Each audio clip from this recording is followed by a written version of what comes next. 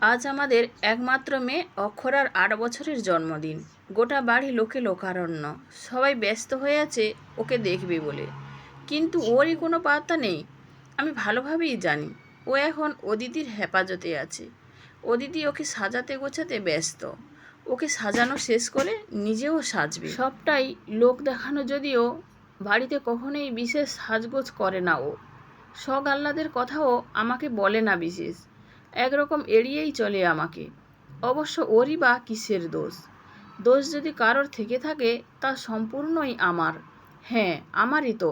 নিজের বাগানে রজনীগন্ধার গন্ধ অগ্রাহ্য করে অন্যের বাগানের গোলাপ চুরি করে আনলে তো হাতে কাঁটা বিঁধবেই, হাত রক্তারক্তিও হবে। অদিতি কিন্তু এই দিক দিয়ে একেবারে পতিব্রতা স্ত্রী বলা চলে। রক্তের দাগ বেডরুমের বাইরে যেতে দেয়নি কখনোই। কাঁটার ক্ষতটুকু যত্ন করে তুলে রেখেছে মনের বদ্ধ কুঠুরিতে। ও বোধহয় বোঝে না আমার মন থেকে ও রক্ত ঝরে, কিন্তু সবটা শেষ হয়ে যাবার পর অনুশোচনা করেই বা লাভ কী? ভাবুক মনের এসব চিন্তা খান খান হয়ে গেল রক্তিমদার গলা শুনে। কি ব্যাপার বলো তো ভাইয়া? অফিসে না হয় বসের ঝাড় জ্বালানি কথাবার্তায় তোমার গা চিড়বিড়িয়ে জ্বলে বলে তুমি মুখটা বাংলার পাঁচের মতো করে রাখো, কিন্তু তা বলে বাচ্চার জন্মদিনেও মুখখানা ভাতের হাঁড়ির মতো করে রাখবে? তারপরেই কানের কাছে মুখ আনল রক্তিমদা। ওর মোটা চাওড়া গোঁফ আমার কানের পাতায় সুরসুরি দিতে লাগলো। আরে বাবা, যার বউয়ের এত রূপ তার আবার কিসের দুঃখ? দুঃখ কিছুই না, মেয়ে বড় হচ্ছে, দিনকাল রাস্তাঘাট তো আর ভালো না, তাই ভয় টয় করে আর কি। ধুস, দেশে কি আর মেয়ে নেই নাকি কারোর ঘরে? তোমার একারই আছে? রক্তিমদা হয়তো জানে না, চোর নিজের চোরাই মাল নিয়ে সবচেয়ে ভয়ে থাকে। কখন তার চেয়েও দামাল দস্যু এসে সবটা লুটে পুটে নিয়ে যায়। একটু পরেই অক্ষরার হাত মুঠোয় নিয়ে নিজের ঘর থেকে বেরিয়ে এলো অদিতি। কি অপূর্ব লাগছে আমার মেয়েটাকে। আমি হাসি মুখে ওকে আদর করতে গেলেই অদিতি এক ঝটকায় ওকে নিজের কোলে টেনে নিল। প্লিজ অদিতি, সিন ক্রিয়েট করো না। পাড়ার লোক, অফিস কলিগ, রিলেটিভ সবাই আছে, কি ভাববে ওরা? অদিতি কিছু বলল না, কেবল বাঁকা হাসল। ওর এই হাসির অর্থ আমি বুঝি। ও যদি সত্যিই সিন ক্রিয়েট করতো তাহলে আর এত কিছুর ভাবার বা বলার অবকাশও আমি পেতাম না। তাড়াতাড়ি চোখের কোণ মুছে সরে গেলাম দূরে। আরে রক্তিমদা যে, কখন এলেন? বৌদিকে আনলেন না যে? ওর আসলে একটু ইতস্তত করে বলল রক্তিমদা। সেকেন্ড ইস্যু, জানোই তো তোমার বৌদি ছেলের পর একটা মেয়ের জন্য পাগল। এই বাজারে দুটো বাচ্চাকে পালা কি চারটিখানি কথা? কিন্তু তেনাকে বোঝাবে কে? ওহো, কনগ্রেচুলেশনস। তোমার বৌদি তো আবার বলে অদিতিও তো সেকেন্ড ইস্যু নিতে পারে। একটা বাচ্চা নিয়ে সংসার কি আর জমজমাট হয়? মুহূর্তে অদিতির মুখটা আমসির মতো হয়ে গেল। ওর মুখভঙ্গি রক্তিমদার চোখ এড়ালেও আমার চোখ কিন্তু এড়ায়নি। অবশ্য চোখ বুজে থাকলেও অদিতির মুখটা ঠিক কেমন হতো আমি দিব্যি বলে দিতে পারতাম। বৌদিকে বলে দেবেন অক্ষরাকেই আমি মানুষের মতো মানুষ করে তুলতে চাই। পরিস্থিতি স্বাভাবিক করার জন্য ও জোর করে মুখে হাসি এনে বলল, দাঁড়িয়ে গল্প করলেই হবে? বসুন না আপনি। কি খাবেন, কফি না কোল্ড ড্রিঙ্কস? কেক কাটার সময় কোনো রকমে অক্ষরার পাশে গিয়ে দাঁড়ালাম দূরত্ব মেনটেন করে। এটুকু অদিতি অ্যালাউ না করলে অভাগ্যতরা সন্দেহ করবেন যে। সকলে উপহারে আশীর্বাদে ভরিয়ে দিলেন আমার ছোট্ট পুতুলটাকে। বাবা গানের মানুষ, রবি ঠাকুরের গানের বই উপহার দিলেন নাতনিকে। আমিও বই উপহার দিলাম, ঈশপের গল্পের বই। বহুদিন ধরেই ও বায়না করছিল বইটা চাই বলে। বইটা পেয়ে ওর খুশি দেখে কে আহ্লাদে জড়িয়ে ধরলো আমাকে। অদিতি দীর্ঘশ্বাস ফেলে বলল, ভালো উপহারই এনেছ। দিনটা নির্বিঘ্নেই পার হলো। খাওয়া দাওয়া সেরে সকলে রওনা দিলেন নিজস্ব গন্তব্যে। অদিতি রক্তিমদার স্ত্রী অনুবৌদির জন্য আলাদাভাবে হালকা কিছু পদ রান্না করেছিল। রক্তিমদা ফেরার সময় ওকে ওগুলোই দিয়ে দিল টিফিন ক্যারিয়ারে। অদিতির দিকে এক দৃষ্টে তাকিয়েছিলাম আমি। মেয়েটার গুণের অন্ত নেই। আমার চেয়েও শতগুণ ভালো জীবনসঙ্গী ডিজার্ভ করে ও। লাল শাড়ির আঁচল দিয়ে মাঝে মধ্যেই নিজের শ্যামলী কপালে গালে ঘাড়ে জমে থাকা বিন্দু বিন্দু ঘাম মুছছে। কিন্তু এত সৌন্দর্য, স্নিগ্ধতা যে কেন সেদিন আমাকে মুগ্ধ করেনি? কি যে এক দানবীর শক্তি ভর করেছিল সেদিন!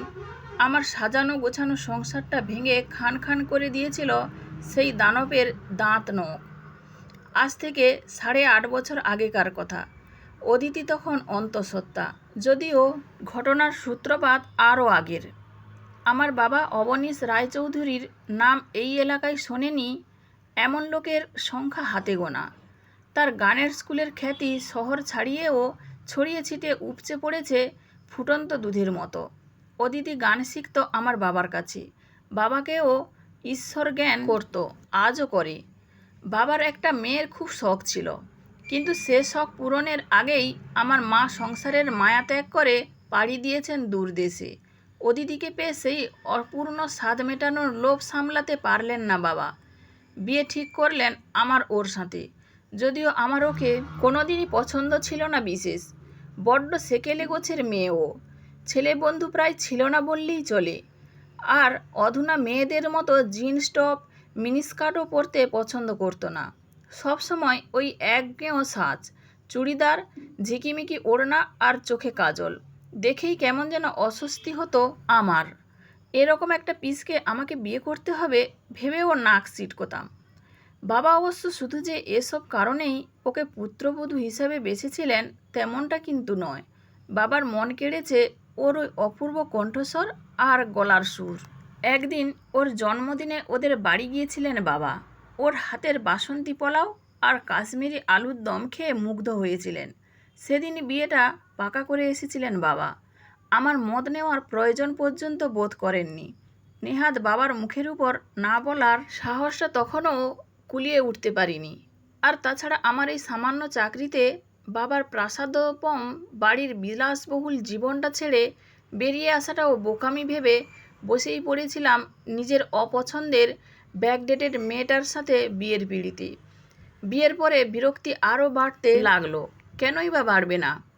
অদিতির যেন নিজস্ব মতামতই নেই কোনো।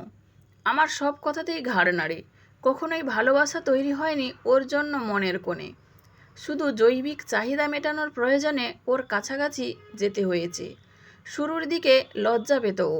আস্তে আস্তে আর 5টা বউয়ের মতো লজ্জার আবরণ ছিঁড়ে গেল। কিন্তু আমার জীবনটা দিন দিন ভীষণই অসহ্য হয়ে উঠতে লাগলো। সেই সময়েই একদিন বাড়িতে এলো নীলাশা, অদিতির বেস্ট ফ্রেন্ড ও। কিন্তু ব্যবহারে, চেহারায় ওর একদম বিপরীত। তুলতুলে মখমলের মতো চামড়া, দুধে আলতা গায়ের রং, পাতলা গোলাপি ঠোঁট, উজ্জ্বল হাসি, সিল্কি ব্রাউন স্ট্রেট চুল সবসময় হাওয়ায় উঠছে। ওর মোহময়ী চোখ দুটো যে কোনো পুরুষকেই ওর দিকে চুম্বনের মতো আকর্ষণ করাতে বাধ্য। ওর পাশে শ্যামলা কোঁকড়া চুলও অদিতির দাঁড়ানোর যোগ্যতা নেই। মহাবিষ্ট হয়ে পড়েছিলাম আমি। অপর দিক থেকেও এসেছিল সাড়া। আবদ্ধ হয়েছিলাম শারীরিক বন্ধনেও। উন্মুক্ত গোলাপি বক্ষ যুগল, চাঁচা ছোলা পেটের গভীর নাভি, নরম তুলোর মতো শরীরটা যৌনতার আগুনে পুড়িয়ে ঝাঁঝরা করে দিত আমার প্রত্যেকটা পেশি। ক্ষুধার্ত মানুষের সামনে একগাদা লোভনীয় খাবার পরিবেশন করলে সে যেমন বিভ্রান্ত হয়ে পড়ে কোনটা ছেড়ে কোনটা খাবে ভেবে, তেমনি অনুভূতি হতো আমার নীলাশার লগ্ন শরীরটা দেখে। মাঝে মধ্যেই ও বলতো, এত হ্যান্ডসাম তুমি, অদিতি ছাড়া আর কাউকে পেলে না বিয়ের জন্য? Rhodes two destiny. হাসতাম আমি। অবশ্য বিয়ে টিয়ে করার ইচ্ছে আমার কোনোদিনও বিশেষ ছিল না, আজও নেই। Life is all about enjoying darling, nothing else. আমার ঠোঁটে আঙুল বুলিয়ে বলতো ও। পার্টিতেও যেতাম আমরা। সেদিন পার্টিতে নীলাশার পরনে ছিল ক্রিমসন রেড ওয়ান পিস, পায়ে একই রঙের স্টিলেটো, হাতে রেড ওয়াইনের গ্লাস। একটু বেশি ড্রিঙ্ক করে ফেলেছিলাম সেদিন, ফলত কন্ট্রোল হারিয়ে ফেলেছিলাম পুরোপুরি। ব্যাপারটা সেই রাতে নীলাশা বোঝেনি। ও নেশার সমুদ্রে ডুবে গিয়েছিল সেদিন। বুঝলো মাস 2 পর, যখন টেস্ট কিট জানান দিল ও প্রেগনেন্ট। অদিতি তখন 8 মাস চলছে। কোনো রকমে হাঁটাচলা করে ও। একেবারের জন্যও আমাকে সন্দেহ করেনি মেয়েটা। দিব্য বিয়ে করবে আমাকে? বেকার ন্যাকামি করো না, টাকা কম পড়লে বলো, অ্যাবর্শনের বিল আমি মিটিয়ে দেব। Shut up, you cheater, same to you. আর তাছাড়া তুমিই তো বলতে বিয়ে সংসার এসব তোমার কাছে জাস্ট তামাশা। সন্তান গর্ভে এলে বোধহয় সব মেয়েরাই একেবারে বদলে যায়। নীলাশাও কেমন যেন অদিতির মতোই সেকেলে হয়ে গেল। কানের কাছে কেবলই বিয়ে বিয়ে করে ঘ্যানঘ্যানানি শুরু করলো। বাধ্য হয়েই খুনের প্ল্যান করলাম। ওর রক্তমাখা লাশটা যখন কোথায় সরাবো ভাবছি, তখনই কোথা থেকে যেন হাজির হলো অদিতি। জানলাম নীলাশা সবটা জানিয়ে দিয়েছে অলরেডি তার বেস্ট ফ্রেন্ডকে। লাশটা দাহ করা হলো শ্মশানে। সবাই জানলো অ্যাক্সিডেন্টে মারা গেছে নীলাশা। সত্যিটা জানলাম কেবল দুজন। সেই দিন থেকে আজ পর্যন্ত শুধু বাবার মুখ চেয়ে সবটা গোপন রেখেছে অদিতি। কিন্তু আমাকে ভীষণই ঘৃণা করে ও। আজ বড্ড টায়ার্ড আমি। সকাল থেকে বারে বারে বাজারে ছুটতে হয়েছে আমাকে। সবে শোয়ার তোড়জোড় করছি আমি, এমন সময় অক্ষরা হাজির। কেমন লাগছে আমায় শাড়িটা পরে? বিবর্ণ হয়ে গেল আমার মুখ। এ যে নীলাশার শাড়ি।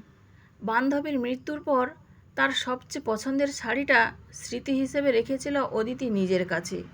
কোনোভাবে অক্ষরা শাড়িটা টেনে বের করেছে আলমারি থেকে মায়ের অলক্ষ্যে।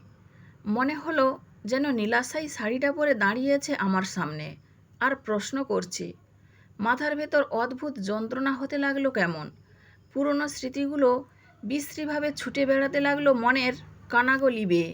নীলাশার সন্তান বেঁচে থাকলে কি এমনটাই হতো? আর দাঁড়িয়ে থাকতে পারলাম না আমি। অজ্ঞান হওয়ার আগের মুহূর্তে আবছা চোখে দেখলাম অদিতি ছুটে আসছে এদিকেই।